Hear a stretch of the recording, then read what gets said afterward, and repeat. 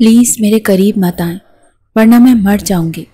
زرناب گھبرا کر بولی تو احمر اس کا منہ دیکھنے لگا، کہنے لگا ڈونٹ وری، میں تمہیں درد نہیں ہونے دوں گا، کچھ نہیں ہوگا تمہیں، مجھ پر بھروسہ رکھو، کیوں ڈر رہی ہو اتنا؟ زرناب کپ کپاتے ہوئے کہنے لگی نہیں، بس مجھے ڈر لگتا ہے۔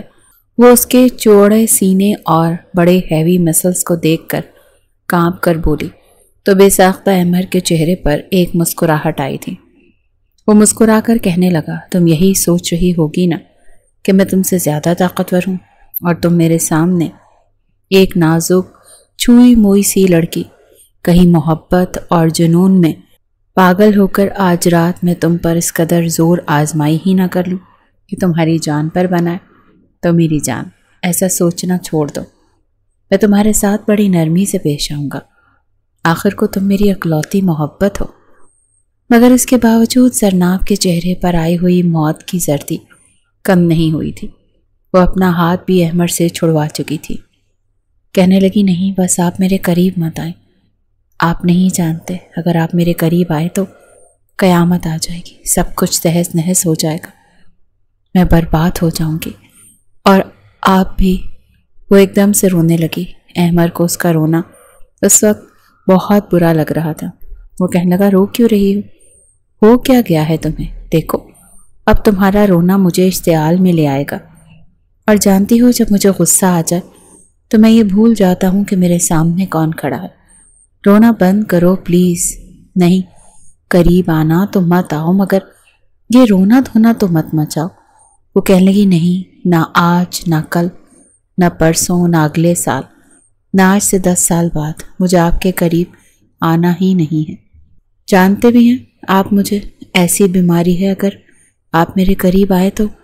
زرناب پھوٹ پھوٹ کر رونے لگی تھی۔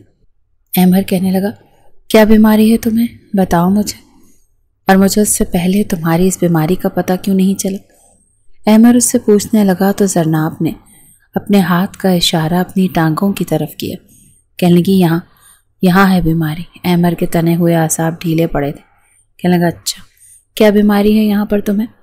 وہ کہنے لگی بس اگر آپ قریب آئے تو ہم دونوں کی جان چلی جائے گی، مجھے بہت خطرناک بیماری ہے، پلیز مجھ سے دور ہیں، اگر آپ میرے قریب آئے تو آپ نامرد ہو جائیں گے، دوبارہ آپ کسی بھی عورت کے قریب جانے کے قابل ہی نہیں رہیں گے۔ میں نہیں چاہتی کہ میری وجہ سے آپ کی ازدواجی زندگی خراب ہو جائے۔ مگر احمر کہنے لگا جب تک میں اپنی آنکھوں سے اس بیماری کو دیکھ نہیں لیتا تب تک میں تمہاری جان نہیں چھوڑوں گا۔ چلو شاباش، اس اتنے بڑے گھیرے کو ایک طرف کرو اور اپنی ٹانگیں کھولو اور مجھے دیکھنا ہے کیا بیماری ہے تمہیں جو میرا تمہارے قریب آنا میری جان لے لے گا۔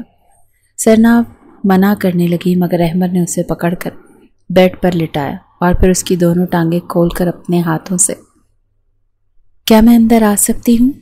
نرم اور معصومانہ نسوانی آواز پر احمر نے نگاہیں اٹھا کر دیکھا۔ وہ اس وقت آفس کا کام کرنے میں مصروف تھا۔ مس، آپ آلریڈی کمرے کے اندر موجود ہیں۔ زرناب چھیم گئی، پھر فوراً ہی اپنے اوپر قابو پانے کی کوشش کی۔ اس کا رنگ شرم و حیا کی وجہ سے لال تھا، کم از کم احمر تو یہی اندازہ لگا پایا تھا۔ نکاح کے بعد وہ پہلی بار ایک دوسرے کے آمنے سامنے ہو رہے تھے۔ وہ پہلے کبھی بھی اتنی کنفیوز نہیں ہوئی تھی۔ نہ جانے آج اسے کیا ہو گیا تھا، شاید روایتی جھجک تھی، ایزی ہو جاؤ۔ اس کو بے چینی سے اپنے ہاتھ مسلتے ہوئے دیکھ کر احمر نے نرم لہجے میں کہا مجھے آپ سے ایک بہت ضروری بات کرنی ہے۔ ہاں بولو، میں سن رہا ہوں۔ زرناب نے پلٹ کر جلدی سے دروازہ بند کر دیا۔ مجھے صرف تمہارے 5 منٹ چاہیے ہوں گے کیونکہ تائی جان کسی بھی وقت یہاں پر آ سکتی ہیں۔ تم مجھ سے وعدہ کرو کہ تم میری بات مانو گے؟ زرناب جس قدر جھجک رہی تھی، احمر اس کے چہرے کی طرف دیکھنے لگا، پھر بھی ایک پرسکون سی مسکراہٹ سجا کر کہنے لگا کیا میں نے پہلے کبھی تمہاری بات ماننے سے انکار کیا ہے؟ جواب دینے کے بجائے احمر نے الٹا سوال کیا تھا۔ زرناب کی آنکھوں میں آنسو پھیل گئے۔ زندگی میں وہ پہلی بار خود کو اس قدر بے بس محسوس کر رہی تھی۔ دل تھا کہ درد سے پھٹنے کو تیار ہو گیا تھا۔ 1 ہفتے کے بعد ان دونوں کی رخصتی تھی اور آج وہ اپنی زندگی کا سب سے بھیانک فیصلہ کرنے کے لیے آئی تھی۔ یار کیا ہو گیا، تم رو کیوں رہی ہو؟ اس کی آنکھوں میں پھیلے ہوئے آنسو دیکھ کر احمر کے دل کو کچھ ہوا۔ وہ تیزی سے اس کی طرف بڑھا اور اس کے کاندھے پر اپنے ہاتھ رکھ کر اس کی آنکھوں میں دیکھ کر پیار سے بولا۔ اس نے احمر کی گرفت سے نکلنے کی کوشش کی مگر ناکام رہی۔ اس کی اس حرکت پر احمر نے اسے ایک گھوری سے نوازا تھا۔ خیر نہیں ہوں میں، شوہر ہوں تمہارا، عورت ہو تم میری، پورا حق رکھتا ہوں تم پر۔ دوبارہ ایسی حرکت مت کرنا، تم جانتی ہو مجھے یہ سب کچھ پسند نہیں ہے۔ مجھے خود سمجھ نہیں آ رہی کہ کچھ دنوں سے تمہیں ہوتا کیا جا رہا ہے۔ جب بھی تمہارے قریب آتا ہوں، تمہارا ہاتھ پکڑتا ہوں، تمہیں چھونے کی کوشش کرتا ہوں، مجھ سے دور بھاگنے لگ جاتی ہو۔ پہلے تو تم ایسی نہیں تھی، جانتی ہو نا میں تمہیں کہاں کہاں چھو چکا ہوں پورے حق کے ساتھ، اور تم میرا پورا ساتھ دے چکی ہو۔ پھر یہ ہچکچاہٹ کیوں؟ اسے کان کی لو پر اپنی انگلی کا لمس پہنچاتے ہوئے بہت کچھ یاد کروا چکا تھا۔ زرناب تو آنکھیں میچ کر بس ایک جھرجھری لے کر رہ چکی تھی۔ اس کے لب کپ کپانے لگے تھے، کہنے لگے ہاں مجھے سب یاد ہے، لیکن پلیز اب آپ مجھے پرانا کچھ بھی یاد مت کرائیں، میرا دھیان مت ہٹائیں، مجھے آپ سے بہت ضروری بات کرنی ہے، پلیز آپ مجھ سے دور رہ کر میری بات سنیں۔ ایک بار پھر لفظ دور سن کر احمر کے ماتھے پر بل گہرے ہوئے تھے۔ اسے غصہ آ چکا تھا۔ کوئی اس سے اس کی من پسند چیز سے دور رہنے کو کہتا تو وہ آگ بگولا ہو ہی جاتا تھا۔ اس کا لہجہ آٹومیٹیکلی سخت ہو گیا تھا۔ آئی ایم سوری، اس نے دھیمے لہجے میں کہا، اور پھر سے اس کی گرفت سے نکلنے کے پر تولنے لگی۔ نہ جانے ایک دم سے اسے کیا ہو گیا تھا، احمر سمجھ نہیں پایا تھا۔ حالانکہ 2 ہفتے پہلے جب وہ ملیشیا جانے سے پہلے اس سے ملنے کے لیے آیا تب تک ان لوگوں میں سب کچھ نارمل تھا، اور آج اسے لگ رہا تھا کہ اندیکھی دیوار ان دونوں کے درمیان کھڑی ہو گئی ہے۔ وہ اس سے 2 قدم پیچھے کی طرف ہٹ کر کھڑی ہو گئی۔ اس کی آنکھوں میں دیکھتے ہوئے 2 ٹوک انداز میں بولی، مجھے آپ سے طلاق چاہیے۔ یہ الفاظ نہیں تھے، یہ تو قیامت تھی جو احمر کے سر کے اوپر آ کر ٹوٹی تھی۔ دیکھو آج اپریل فول نہیں ہے، پھر کسی دن مجھے بیوقوف بنانا۔ میں آپ کو بیوقوف بنانے کے لیے نہیں آئی، بلکہ بیوقوف بننے سے بچانے کے لیے آئی ہوں۔ میں آپ سے شادی نہیں کر سکتی، مجھے آپ سے طلاق چاہیے۔ بہتر یہی ہے آپ خود ہی اس رشتے سے انکار کر دیں، ورنہ میں حویلی چھوڑ کر بھاگ جاؤں گی۔ بے دردی سے اپنی بات مکمل کر کے وہ وہاں سے نکلنے ہی لگی تھی کہ احمد نے اس کا بازو پکڑ کر اسے ایک جھٹکے سے اپنی جانب کھینچا اور اس کی آنکھوں میں دیکھ کر غرایا، تم پاگل تو نہیں ہو گئی ہو؟ یہ کیسے لفظ اپنی زبان پر لا رہی؟ میں تو مر کر بھی نہیں سوچ سکتا، میں نے تمہارے ساتھ جینے مرنے کی قسمیں کھائی ہوئی ہیں۔ آنے والی زندگی کے بارے میں سوچ سوچ کر میں خوش ہوتا ہوں۔ تمہارے ساتھ میں نے کتنے خواب نہیں دیکھ رکھے، اور تم اس طرح کی بکواس کر رہی ہو۔ دیکھو اگر یہ کوئی مذاق ہے نا تو بہت برا مذاق ہے، میں تمہیں بتا رہا ہوں۔ تم پاگل ہو چکی ہو کیا؟ ہاں میں واقعی پاگل ہو گئی، کیونکہ مجھے خود سے بھی زیادہ آپ کی زندگی کی فکر ہے۔ یہ سن کر وہ سسکنے لگی تھی۔ اس کو روتا ہوا دیکھ کر احمر بھی نرم پڑ گیا تھا۔ وہ یہ سب کچھ زور زبردستی سے ہینڈل نہیں کر سکتا تھا۔ ہم مل کر بات کر سکتے، تو بتاؤ مجھے کہ مسئلہ کیا؟ چھوڑے مجھے، بس آپ کے ساتھ نہیں رہنا، مجھے آپ سے طلاق چاہیے، یہی مسئلہ ہے مجھے۔ کل تک تم مجھ سے محبت کا اظہار کر رہی تھی۔ ہاں غلطی ہو گئی مجھ سے، گناہ ہو گیا ہے، مجھے محبت کا اظہار نہیں کرنا چاہیے تھا۔ آپ کو پہلے ہی بتا دینا چاہیے تھا کہ میں آپ کے ساتھ زندگی نہیں گزار سکتی۔ یہ وہ زرناب تو نہیں تھی جو ذرا سی بات پہ شرمانے لگتی تھی۔ احمر کے سامنے آ جانے پر اس کے گال لال اناری ہو جاتے تھے، اس کی پلکیں لرزنے لگتی تھیں۔ اس کی پلکوں کا یہ کھیل احمر کو بہت پسند تھا، اور وہ جان بوجھ کر اسے کم سن کلی کے سامنے جاتا تھا، کیونکہ جب اسے دیکھ کر شرماتی تھی تو احمر کو ایک عجیب سی خوشی ملتی تھی۔ اور آج یہی لڑکی اس کی آنکھوں میں آنکھیں ڈال کر اس سے طلاق کا مطالبہ کر رہی تھی۔ کیا ہم لوگوں کے درمیان کوئی تیسرا آ گیا ہے؟ اور اگر ایسی کوئی بات ہے تو مجھے بتا دو، کیونکہ اس کی جان میں اپنے ہاتھوں سے لے لوں گا، اور پھر اس کے بعد میں تمہیں زندہ زمین کے اندر دفن کر دوں گا۔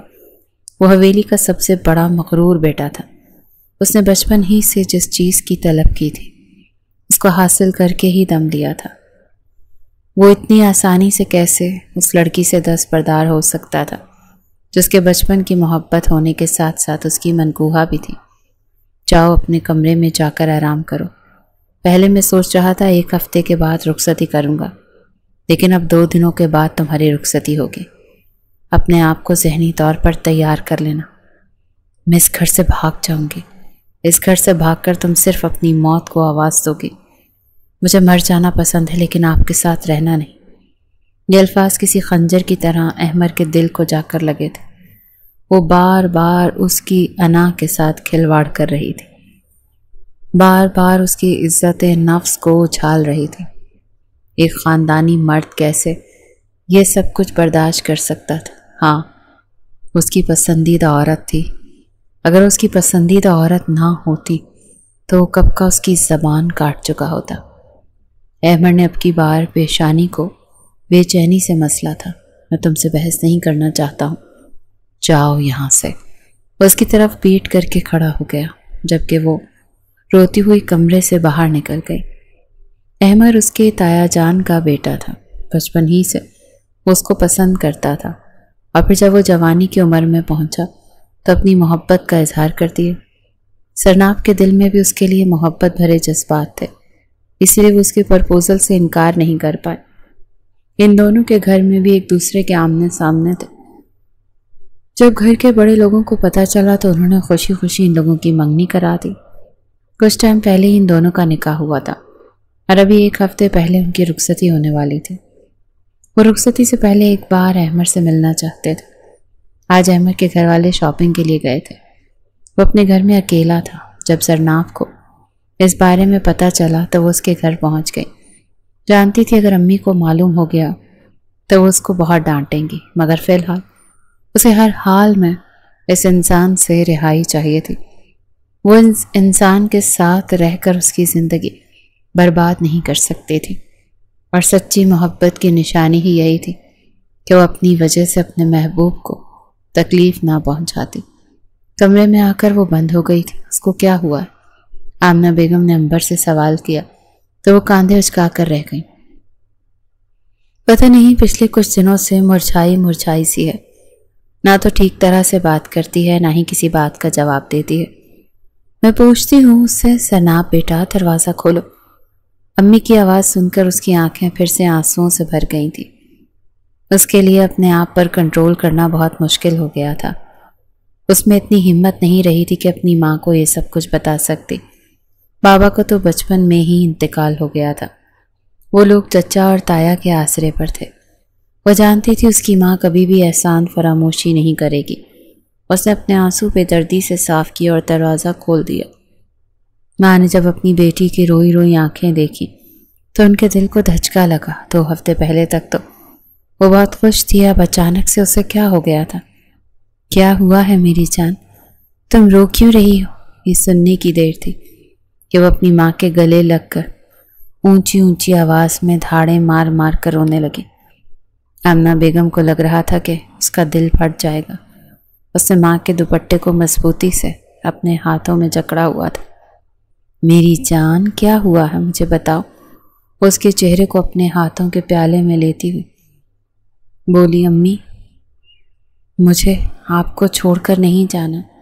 یہ سن کر ان کے دل کو تھوڑا سا سکون ملا۔ شکر تھا کوئی بڑا مسئلہ نہیں تھا۔ اسے بھی احساس ہو گیا تھا کہ وہ کچھ زیادہ ہی اوور ری ایکٹ کر گئے ہیں۔ اسی وجہ سے اس نے اپنے آنسو ہتھیلی کی پشت سے صاف کر لیے تھے۔ میری جان، ایک نہ ایک دن تو تم نے رخصت ہو کر جانا ہی ہے۔ بیٹیوں کو گھر پر نہیں بٹھایا جاتا، بلکہ بیٹیاں تو پرائی ہوتی ہیں، انہیں ایک نہ ایک دن اپنے گھر جانا ہی ہوتا ہے۔ سرناب ان کی اکلوتی بیٹی تھی اور وہ اسے خود سے دور کرتے ہوئے خود بھی بہت تکلیف محسوس کر رہی تھی، مگر مجبوری تھی۔ وہ اپنی بیٹی کو ساری زندگی اپنی دہلیز پر نہیں بٹھا سکتی تھی، کیونکہ ان کی اپنی زندگی کا کچھ پتہ نہیں تھا۔ اگر وہ اس دنیا سے رخصت ہو جاتی تو ان کی بیٹی نے رل جانا تھا۔ بہتر یہی تھا کہ وہ اپنی زندگی میں اس کی شادی ایک ایسے ذمہ دار انسان سے کر دیتی جو ان کی بیٹی کو بے تحاشا محبت اور عزت دیتا۔ احمد پر ان کو پورا بھروسہ تھا۔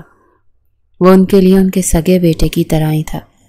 چلو اب خاموش ہو جاؤ، اپنے آنسو صاف کرو، اللہ تعالیٰ سے بہترین کی دعا مانگو۔ چلو جلدی سے اٹھو، نماز پڑھو تاکہ تمہارے دل کو تھوڑا سا سکون ملے۔ امی کی بات سن کر ان کے ہاں میں گردن ہلا دی اور وضو کرنے کے لیے چلی گئی۔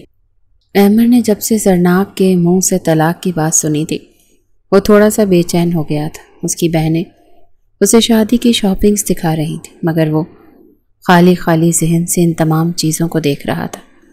بھائی کیا ہو گیا ہے آپ کو؟ ہم نے اتنی محنت سے بھابھی کے لیے سب کچھ لیا اور آپ نے ابھی تک اپنے منہ سے ایک لفظ بھی نہیں نکالا۔ بندہ تھوڑی سی تعریف ہی کر دیتا ہے۔ ہاں بہت اچھا ہے، تم لوگ مجھے کیوں دکھا رہے ہو؟ مجھے لڑکیوں کی شاپنگ کا کیا پتا، خود دیکھو۔ یہ کہہ کر وہ لمبے لمبے ڈگ بھرتا حویلی سے باہر نکل گیا۔ اس کو کیا ہوا؟ شاید کسی بات پر موڈ آف ہو گیا ہوگا۔ بزنس میں ان کو آج کل کچھ زیادہ ہی لاس ہو رہا ہے، شاید اس وجہ سے پریشان ہوں گے۔ میں نے اس کو سمجھایا بھی ہے کہ چھوٹی چھوٹی باتوں کو اتنا سر پر سوار نہ کیا کرو، نقصان نفع تو اللہ تعالیٰ کی طرف سے ہوتا ہے اور ہر کام میں بہتری ہوتی ہے۔ خیر چھوڑو ان باتوں کو اور یہ جلدی سے پیک کر دو۔ صفیہ بیگم نے اپنی بیٹی کی بات کو نظر انداز کرتے ہوئے اسے ایک نیا حکم جاری کیا تھا۔ احمد کی 3 بہنیں تھیں، تینوں ہی شادی شدہ تھیں اور ملک سے باہر ہوتی تھیں۔ 2 بہنوں کی شادی کینیڈا میں ہوئی تھی جبکہ ایک بہن کی شادی جرمنی میں، اور اب وہ پاکستان میں بھائی کی شادی کے لیے آئی ہوئی تھی۔ دونوں گھروں کو دلہن کی طرح سجایا گیا تھا۔ آفٹر آل شہر کے سب سے بڑے بزنس مین، نئے بننے والے سیاستدان اور جاگیردار احمد خان کی شادی تھی۔ حویلیاں دونوں ہی بہت بڑی تھیں، اسی وجہ سے فیصلہ کیا گیا کہ مہندی کی رسم حویلی میں ہی کی جائے گی۔ دولہا دلہن کا نکاح تو ہو چکا تھا، اسی لیے مہندی کی تقریب اکٹھی ہی رکھی گئی تھی۔ احمد اپنے کمرے میں فریش ہو رہا تھا، اس کے ساتھ دوست بیٹھک میں بیٹھے اسی کا انتظار کر رہے تھے۔ دراصل باہر کے لوگوں کو حویلی کے اندر انہی حصے میں داخل ہونے کی اجازت نہیں تھی، چاہے وہ احمد کے بچپن کے دوست ہی کیوں نہ ہو، مگر کوئی بھی حویلی میں نہیں آ سکتا تھا، سب صرف بیٹھک تک ہی محدود تھے۔ اور یہ خانوں کی حویلی کا اصول تھا۔ جب وہ باہر نکلا تو سامنے زرمینہ کھڑی تھی، اسے دیکھ کر احمد کے چہرے کے تاثرات بدل گئے، کیونکہ وہ شرٹ لیس تھا۔ یہ کیا طریقہ ہے؟ کیا تمہیں کسی نے تمیز نہیں سکھائی کہ کمرے میں جانے سے پہلے دروازے پر دستک دی جاتی ہے؟ وہ احمد جی آئی ایم ریئلی سوری، میں بہت جلدی میں یہاں پر آئی ہوں نا۔ اس کے چہرے پر پریشانی پھیل گئی۔ کیا ہوا؟ زرناب تو ٹھیک ہے؟ احمد کے منہ سے سب سے پہلے زرناب کا نام ہی نکلا، جسے سن کر زرمینہ کا حلق تک کڑوا ہو گیا تھا۔ ہاں وہ تو ٹھیک ہے، وہ تو ڈھیٹ ہڈی ہے، اسے کیا ہونا ہے؟ تو پھر یہاں پر کیا کر رہے ہو؟ وہ غصے میں آ گیا۔ زرناب کے لیے اس طرح کی باتیں وہ کسی بھی صورت برداشت نہیں کر سکتا تھا۔ وہ احمد جی مجھے آپ کو یہ بتانا تھا کہ زرناب اپنے کمرے میں موجود نہیں، مجھے لگتا ہے وہ حویلی سے بھاگ گئی ہے۔ یہ سن کر احمد کے چہرے کا رنگ اڑ گیا۔ تم ہوش میں تو ہو؟ یہ تم کیا کہہ رہی ہو؟ میں سچ کہہ رہی ہوں، میں نے اسے ہر جگہ پر ڈھونڈ لیا مگر وہ کہیں بھی موجود نہیں ہے۔ میں نے حویلی والوں کو بھی بتا دیا۔ تمہارا دماغ تو میں واپس آ کر ٹھکانے لگاتا ہوں۔ اسے لگ رہا تھا کہ احمد زرناب کو برا بھلا کہے گا مگر یہاں پر تو معاملہ ہی الٹا ہو گیا۔ وہ اسی کو ہی باتیں سناتا ہوا تیزی سے کمرے سے باہر نکلا تھا۔ بھلائی کا تو زمانہ ہی نہیں۔ وہ کاندھے اچکاتے ہوئے کمرے سے باہر نکل گئی تھی۔ آمنہ بیگم کا پریشانی سے برا حال تھا۔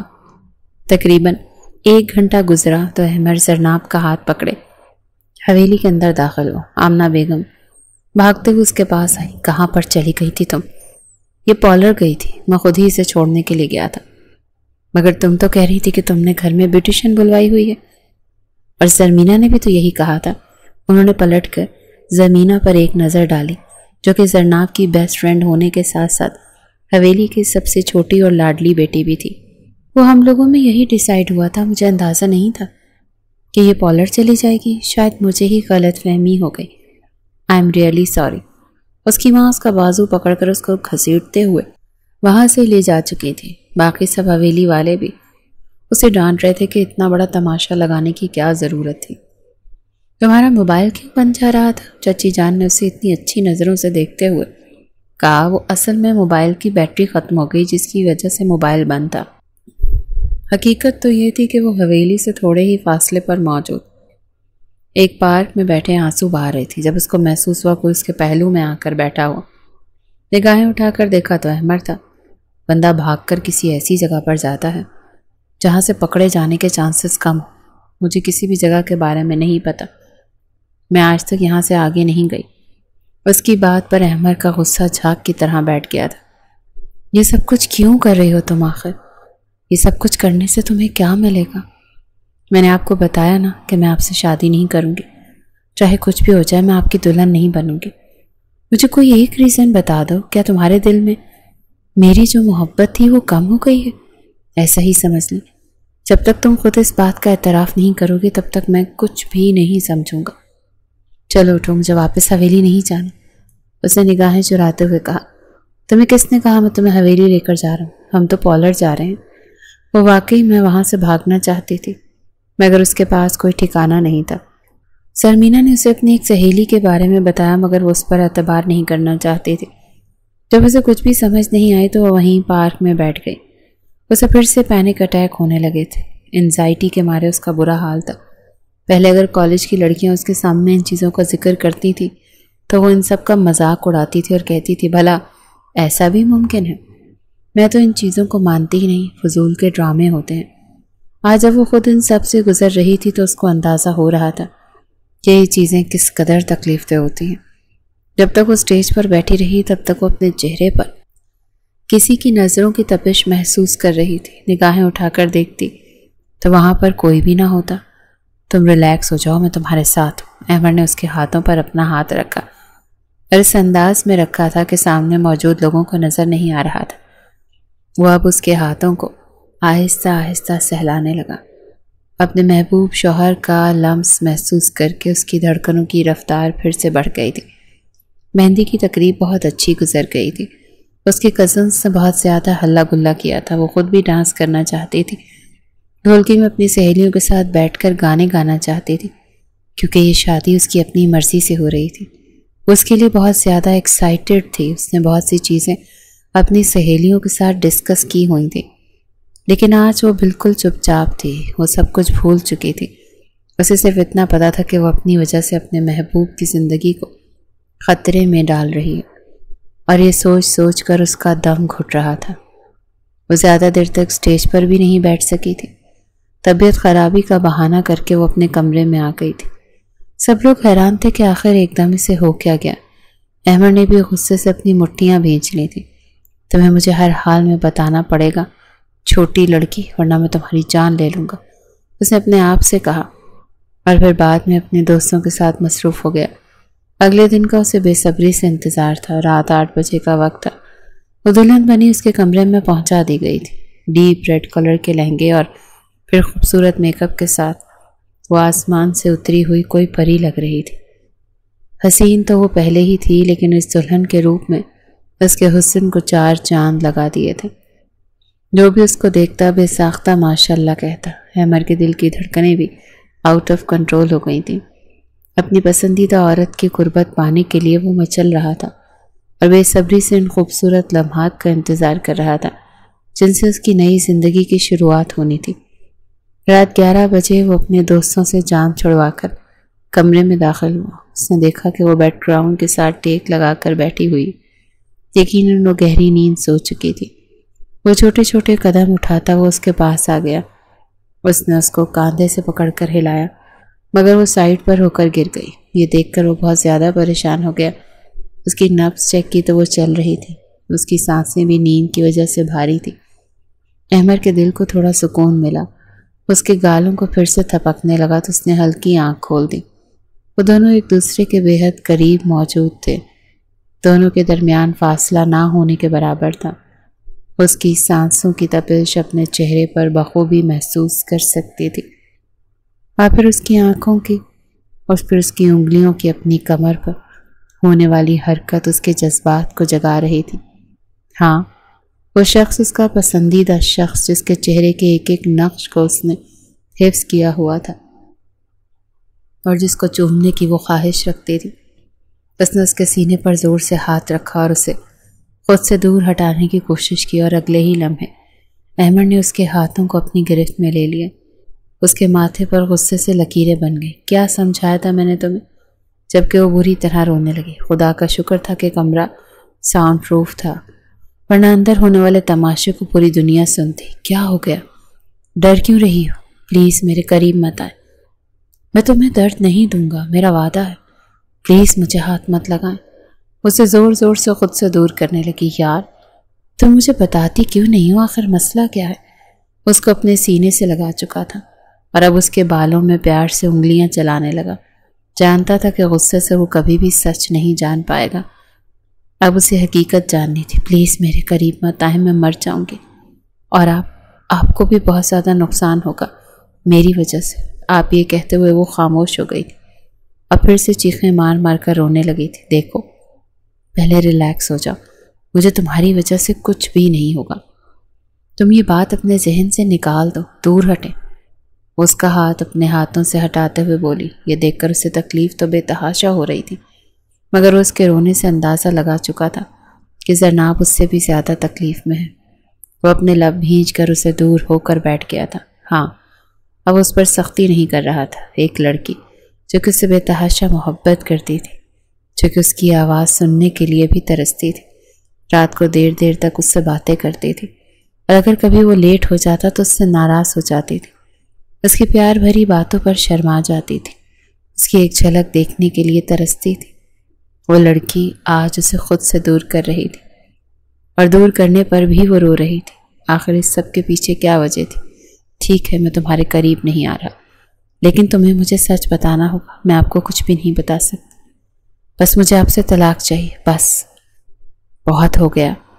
دوبارہ یہ لفظ اپنی زبان سے مت نکالنا، ورنہ میں تمہاری زبان کاٹ ڈالوں گا۔ جاؤ اور جا کر چینج کرو اور سو جاؤ، بہت رات ہو گئی ہے۔ یہ کہہ کر وہ اپنی ٹائی کی نوٹ ڈھیلی کرتا ہوا صوفے پر جا کر بیٹھ گیا تھا۔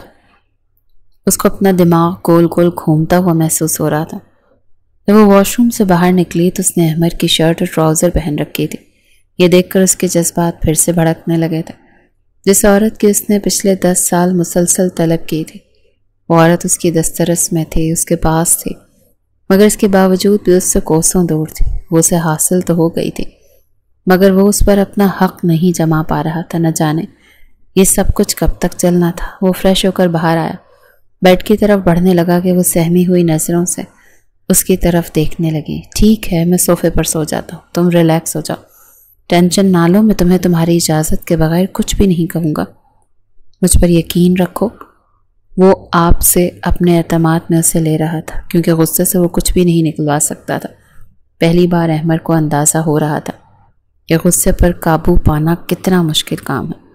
وہ دونوں ایک دوسرے سے محبت کرتے تھے، ان دونوں میں ٹرسٹ تھا، مگر اس کے باوجود بھی وہ عورت اسے بتانے سے خوفزدہ ہو رہی تھی۔ جب تھوڑی دیر گزری تو وہ اس کے قریب چلا گیا، اس کا سر اپنے کاندھے پر رکھا تو اس کی شرٹ کو اپنی مٹھیوں میں دبوچ کر رونے لگی، جبکہ احمد پیار سے اس کے بالوں میں انگلیاں چلا رہا تھا۔ سو جاؤ، اپنے ذہن کو تھوڑا سا ریلیکس کرو، صبح ہم اس بارے میں بات کریں گے۔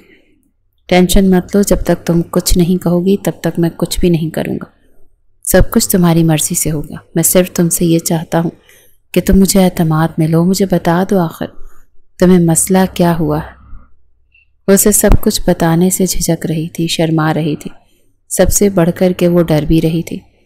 احمد کے سوال کی جانب سے کوئی جواب موصول نہ ہوا، وہ خاموش ہو گئی۔ احمد نے بھی چپ ساتھ لی، وہ روتے روتے اسی کی باہوں میں سو گئی۔ وہ پوری رات احمد پر قیامت بن کر ٹوٹی تھی، جذبات بار بار بھڑک رہے تھے، بار بار دل چاہ رہا تھا کہ اس کے خوبصورت نازک وجود کو سمیٹ لے، مگر پھر اس لڑکی کی معصومیت اور اس کا ڈر دیکھ کر وہ رک جاتا تھا۔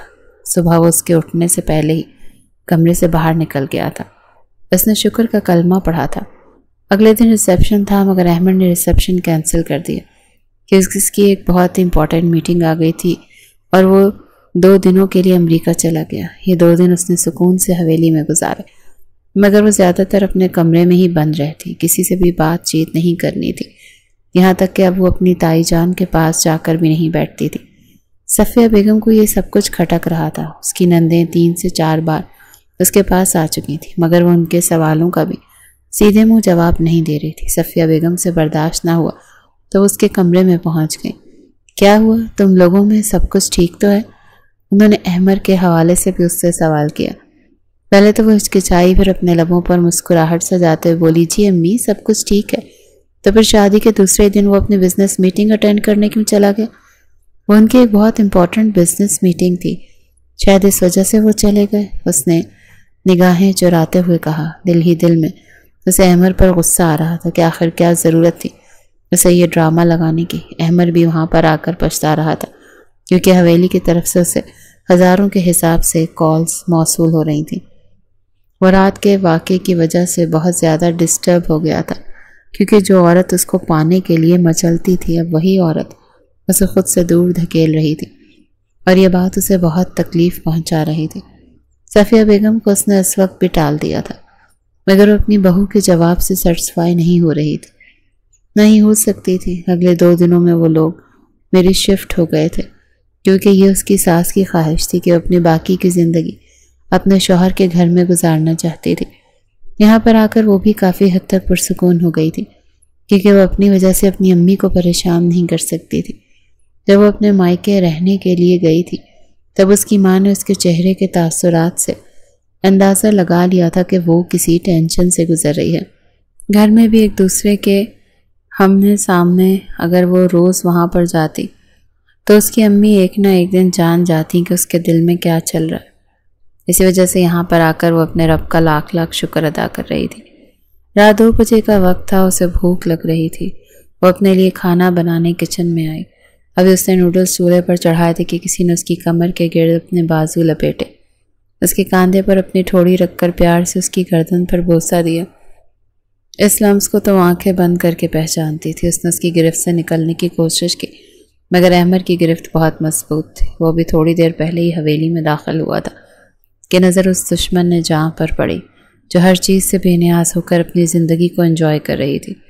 احمر نے اگلے پل اس کے گالوں پر بوسہ دیا اور اس کا رخ اپنی جانب موڑ لیا۔ اس نے کچھ کہنے کی کوشش کی مگر احمر نے اس کی آواز بند کر دی۔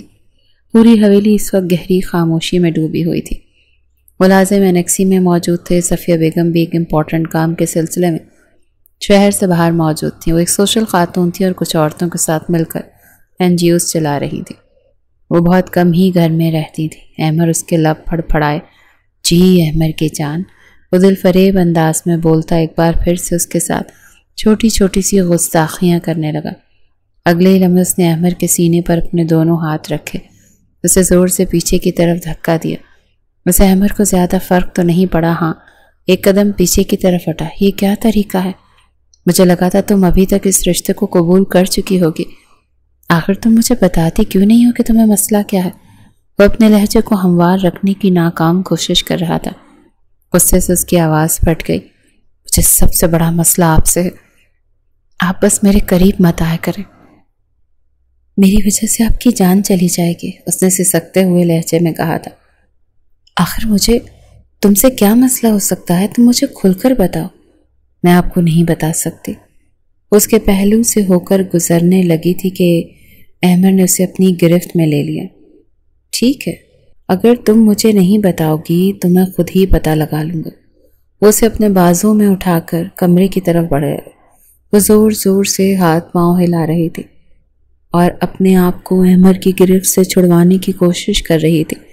اس کی سانسیں پھر سے خوف کے مارے پھولنے لگی تھیں۔ اس کے چہرے کا رنگ سیاہ ہو گیا تھا جبکہ آنکھیں بھی خوف سے پھیل گئی تھیں۔ چھوڑیں مجھے، نیچے اتاریں، مجھے آپ کے ساتھ کوئی تعلق نہیں بنانا، مجھے آپ کی ذات میں ہی کوئی دلچسپی نہیں، میں آپ سے نفرت کرتی ہوں۔ وہ اونچی اونچی آواز میں چلا رہی تھی۔ پوری حویلی میں اس کی آواز گونج رہی تھی۔ چونکہ وہاں پر کوئی بھی موجود نہیں تھا اس وجہ سے احمر کو ٹینشن بھی نہیں تھی۔ کمرے میں لے جانے کے بعد احمر نے آہستگی سے اسے بیڈ پر لٹایا تھا۔ اٹھ کر بھاگنے ہی لگی تھی کہ احمر نے پھر سے اس کے بازو کو پکڑ کر اسے کھینچ کر سیدھا بیڈ پر لٹایا اور اب خود اس پر جا کر سایہ فگن ہوا۔ وہ زور زور سے نفی میں سر ہلا رہی تھی اور اپنی ٹانگوں کو بھی بار بار حرکت دینے کی کوشش کر رہی تھی جسے احمر نے اپنے کنٹرول میں کر لیا تھا۔ مجھے بتاؤ کیا مسئلہ ہے؟ اگر تم نے مجھے مسئلہ نہ بتایا تو میں زبردستی اپنا حق وصول کر لوں گا، چاہے میری جان ہی چلی جائے یہاں پر۔ پلیز ایسا مت کہیں، اللہ نہ کرے آپ کو کچھ ہو۔ یہ کہہ کر وہ سانس لینے کی کوشش کرنے لگی کیونکہ اس کی سانسیں اٹکنے لگی تھیں۔ احمر بھی اس سے دور ہو گیا تھا۔ وہ بہت زیادہ پریشان ہو چکا تھا، سمجھ نہیں پا رہا تھا کہ آخر اس لڑکی کو پریشانی کیا ہے، کیوں یہ لڑکی اسے کچھ بھی بتانے کے لیے تیار نہیں ہو رہی۔ ان دونوں کے درمیان تو اعتماد اور محبت تھا، تو پھر یہ لڑکی کیوں اسے سب کچھ چھپا رہی تھی؟ تم ٹھیک تو ہو؟ احمد نے اسے دور ہٹتے ہوئے کہا، مگر اس کی سانسیں بار بار اکھڑ رہی تھیں۔ اگلے ہی لمحے احمد اس کے لبوں پر جھک گیا اور اس کو سانس دینے لگا۔ وہ کافی حد تک نارمل ہو چکی تھی۔ آپ اپنے سینے پر ہاتھ رکھے وہ سہمی ہوئی نظروں سے احمد کے چہرے کی طرف دیکھ رہی تھی۔ پلیز مجھ سے دور ہو جائیں، پلیز، میں آپ کے سامنے ہاتھ جوڑتی ہوں۔ تم کیوں مجھے اتنی تکلیف دے رہی ہو؟ میں جانتا ہوں جتنی تکلیف تم مجھے دے رہی ہو تم اس سے بھی زیادہ تکلیف میں ہو۔ خدا کا واسطہ خود پر اور مجھ پر رحم کرو۔ میں تمہیں اس حال میں نہیں دیکھ سکتا ہوں۔ میں تم سے بے تحاشا محبت کرتا ہوں۔ میں تم سے وعدہ کرتا ہوں میں تمہیں کبھی بھی کسی بات پر بھی جج نہیں کروں گا۔ کوئی بھی پریشانی ہے تم مجھے کھل کر بتا سکتی ہو۔ وہ اس کے چہرے کو اپنے ہاتھوں کے پیالے میں لیتے ہوئے بولا، مجھے آپ سے طلاق چاہیے۔ اس کی سوئی ابھی تک وہیں پر اٹکی ہوئی تھی۔ میں تمہیں طلاق نہیں دوں گا، بلکہ اب تمہیں میں ڈاکٹر کے پاس لے کر جاؤں گا، تمہارا پورا چیک اپ کرواؤں گا۔ میں بھی تو دیکھوں کہ آخر ایسا کون سا مسئلہ ہے جس سے تمہارے قریب جانے سے میری جان جا سکتی ہے۔ آپ ایسا کچھ بھی نہیں کریں گے، وہ چلاتے ہوئے بولی۔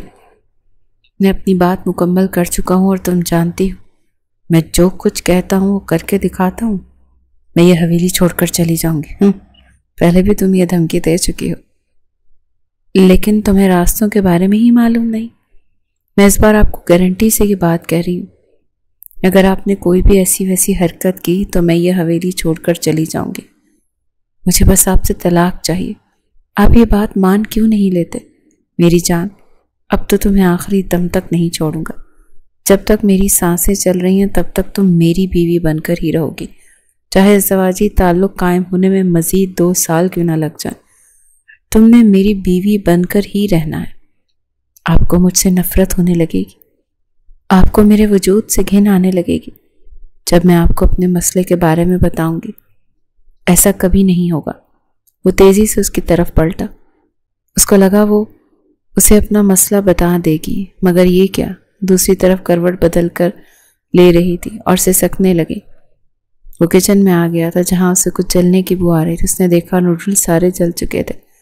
چولہا بند کیا اور کرسی پر جا کر بیٹھ گیا۔ وہ وہیں پر بیٹھے بیٹھے سو گیا تھا۔ اس کی آنکھ اس وقت کھلی جب وہ زمین پر گر پڑا۔ اس کا پورا وجود جم گیا، یوں لگ رہا تھا جیسے اس کا وجود برف بن گیا۔ سورج کی کچھ کرنیں کچن کی کھڑکی سے اندر داخل ہو رہی تھی۔ میڈم صاحبہ کہاں پر ہیں؟ آنکھیں ملتے ہوئے اس نے ملازمت سے پوچھا۔ 2 دروازے میں کھڑی تھی اور کافی زیادہ ہچکچا رہی تھی۔ وہ صاحب جی، وہ تو اپنے کمرے میں موجود نہیں۔ صبح صبح وہ حویلی سے باہر نکل گئی۔ کیا مطلب تمہارا؟ کہاں نکل گئی؟ وہ صاحب جی، یہ تو مجھے بھی نہیں پتا۔ تم نے اسے روکا کیوں نہیں؟ مجھے لگا وہ آپ کو بتا کر جا رہی ہے، بیوقوف عورت۔ یہ کہہ کر وہ تیزی سے حویلی سے باہر نکلا۔ گاڑی نکالی، وہ پورے علاقے کا چکر لگا کر آ گیا، مگر وہ عورت اسے کہیں بھی موجود نہیں تھی۔ اس کو میرے ہاتھوں قتل ہونے سے کوئی بھی نہیں بچا سکتا۔ اس کا تو میں دماغ ٹھکانے پر لگاتا ہوں۔ آخر خود کو سمجھتی کیا ہے؟ جو دل میں آئے گا وہی کرے گی۔ اس کو ذرا سا احساس نہیں کہ اس کی وجہ سے میں کتنا پریشان ہوں۔ وہ دل ہی دل میں پکا ارادہ کر چکا تھا، اس بار جب وہ لڑکی اسے ملے گی تو وہ اس کو چھوڑے گا نہیں۔ پورا دن اسے باہر تلاش کرنے کے بعد جب وہ حویلی میں داخل ہوا تو آرام سے بیٹھی کھانا کھا رہی تھی۔ تم کہاں پر تھے؟ میں تو پیچھے صحن میں چہل قدمی کرنے کے لیے انتہائی معصومیت سے جواب دیا، اور یہ سچ بھی تھا۔ تمہیں اندازہ بھی ہے تمہاری وجہ سے میں کتنا پاگل ہو گیا ہوں؟ اس کا بازو پکڑ کر کھینچ کر اپنے قریب کرتے ہوئے بولا، یہاں پر میں تمہاری قربت اور تمہاری محبت کے لیے مچل رہا ہوں، تمہیں ذرا بھی احساس نہیں؟ آخر یہ سب کچھ تم کیوں کر رہی ہو؟ آخر ایسی کون سی بیماری ہے جس کی وجہ سے تم میرے قریب نہیں آ رہی ہو؟ آج تم مجھے ہر حال میں بتاؤ کہ خدا کا واسطہ مجھ پر تھوڑا سا رحم کر لو۔ سرناب، میں تمہارا یہ رویہ برداشت نہیں کر سکتا۔ میں ایک ایسا مرد ہوں جس نے جھکنا سیکھا ہی نہیں۔ اگر تم کہو تو میں تمہارے سامنے ہاتھ جوڑنے کے لیے بھی تیار ہوں۔ یہ سن کر اس کی آنکھیں پھر سے آنسوں سے بھیگ گئی۔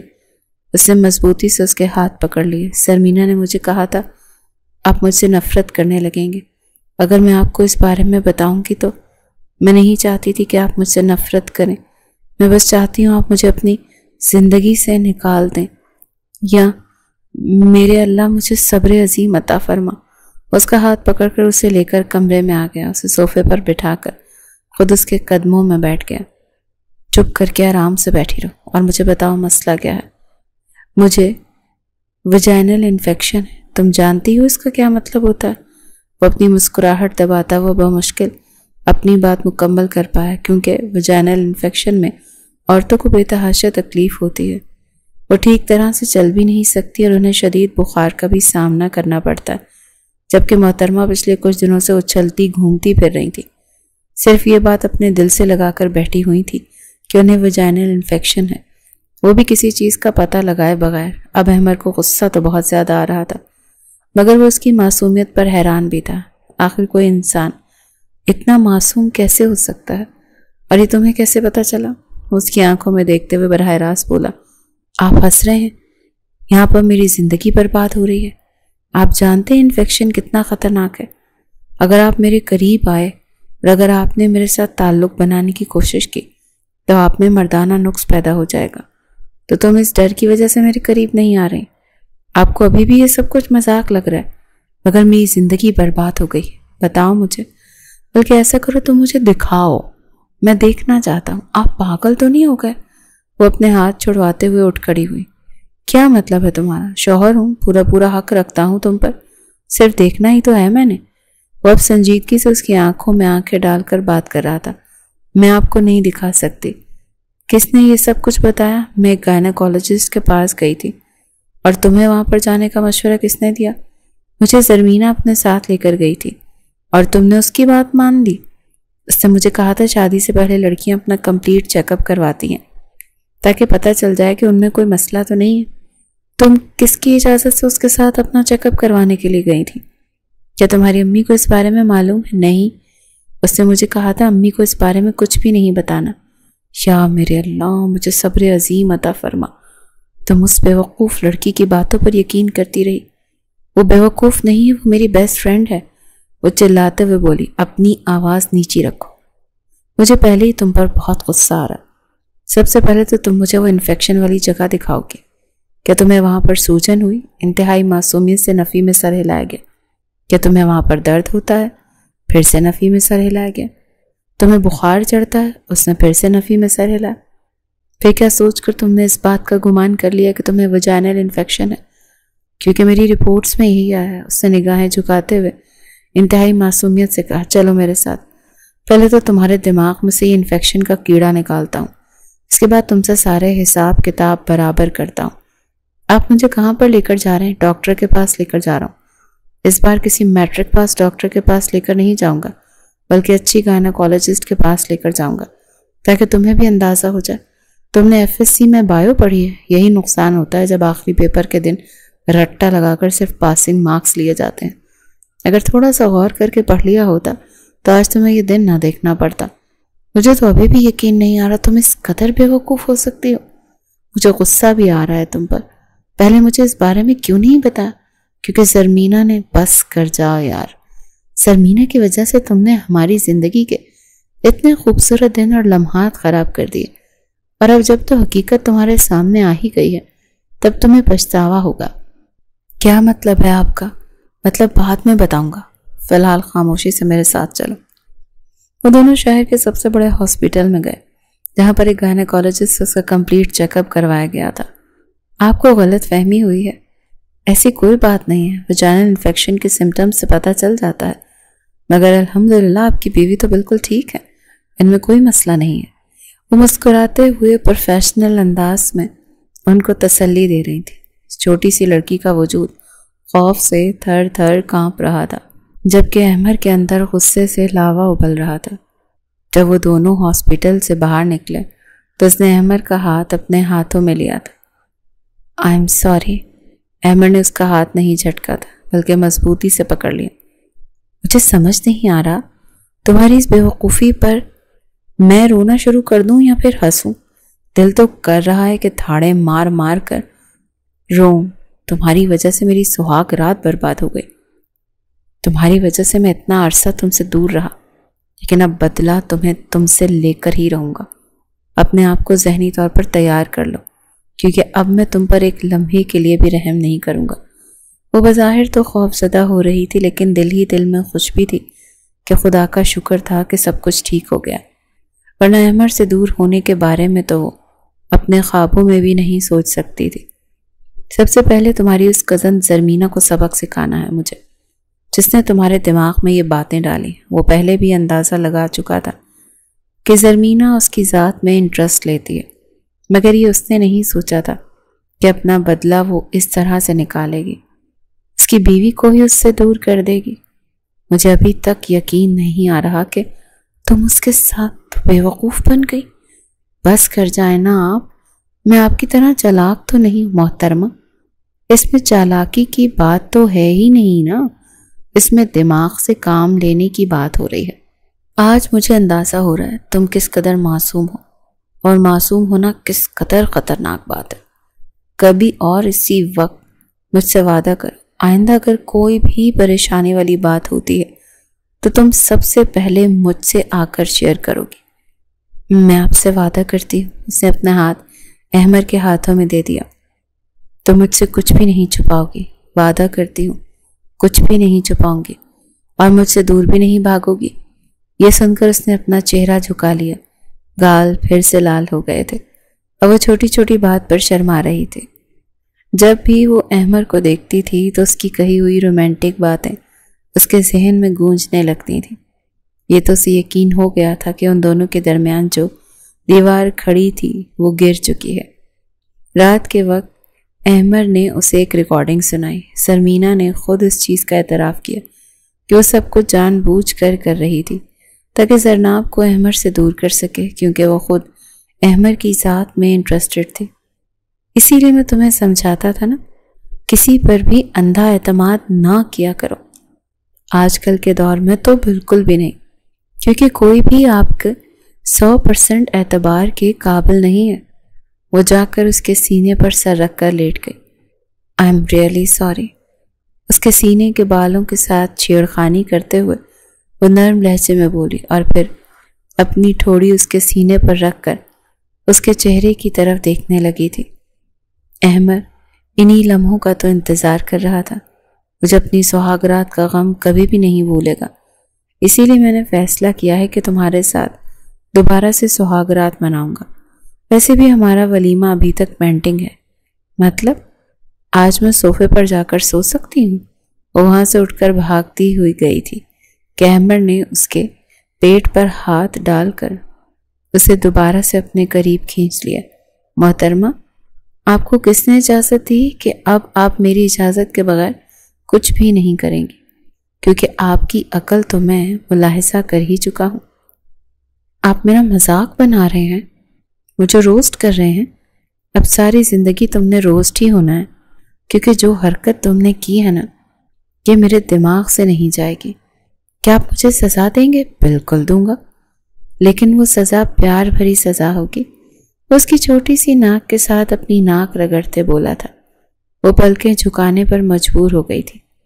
I love you so much۔ وہ اس کے کانوں میں جھکتی اس سے محبت کا اظہار کرتی، اس کے جذبات کو ایک بار پھر سے ہوا دے چکی تھی۔ تمہیں پتہ ہے، قربت کے لمحات میں اپنی محبت کا اظہار کرنا، وہ بھی اپنے پسندیدہ مرد کے سامنے، آپ کے لیے کس قدر خطرناک ہو سکتا ہے۔ اسے بیڈ پر سیدھا لٹاتے وہ اس پر سایہ بنتے ہوئے دل فریب انداز میں بولتا، اس کو اپنے دل کے قریب لگ رہا تھا۔ مجھے پتہ ہے میرا محبوب مجھے کبھی بھی تکلیف نہیں پہنچائے گا۔ میں جانتی ہوں میرا محبوب مجھ سے بے تحاشا محبت کرتا ہے۔ وہ اپنی محبت میں اگر حد بھی پار کر دے تو اس میں میرا کوئی نقصان نہیں ہوگا۔ کیا تمہیں اتنا یقین ہے مجھ پر؟ میں خود سے بھی زیادہ آپ پر یقین رکھتی ہوں۔ احمد نے اسے اپنے بازوں میں سمیٹ لیا۔ پوری رات وہ اس پر اپنی محبت کی بارش نچھاور کرتا رہا. دھیرے دھیرے اس کے وجود پر اپنا لمس چھوڑنے لگا. جیسے جیسے وہ اس کے نائٹ سوٹ کی ڈوریاں کھول رہا تھا، زرناب شرمائے جا رہی تھی. اس کا ہاتھ پکڑ کر کہنے لگی پلیز ایسا مت کرے، لیکن احمر اس کے لبوں پر اپنی لبوں کی مہر ثبت کرتا کہنے لگا بس محبت کا اظہار کر دیا نا، اب تم میری شدتیں دیکھو گی. آج رات میں تم پر بالکل بھی رحم نہیں کرنے والا. وہ تو بس چپ ہی ہو کر رہ چکی تھی جب احمر نے اسے باہوں میں بھر کر پہلے اس کی گردن اور پھر گردن سے نیچے کا سفر شروع کیا اور دھیرے دھیرے اس کے وجود پر اپنی مہر ثبت کرتا چلا گیا. پہلے تو زرناب خوف سے کانپ رہی تھی، لیکن احمر کی محبت میں وہ بھی سرشار ہونے لگے.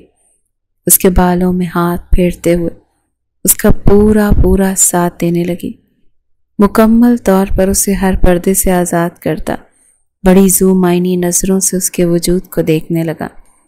شرما کر کمفرٹر سے زرناب اپنے وجود کو ڈھانپنے لگی.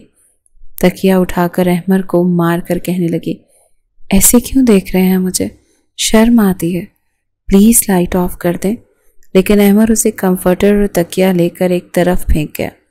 کہنے لگا نہیں، آج رات نہ ہی لائٹ آف ہوگی اور نہ ہی تم اپنے آپ کو مجھ سے چھپاؤ گی. یہ کہہ کر وہ اس پر جھک چکا تھا اور اس کے بعد دونوں ایک دوسرے پر محبت لٹانے لگے. اگلی صبح بہت ہی روشن تھی. زرناب کو بھی شدت سے اپنی غلطی کا احساس ہوا تھا، جیسے یوں کسی کی باتوں میں نہیں آنا چاہیے تھا.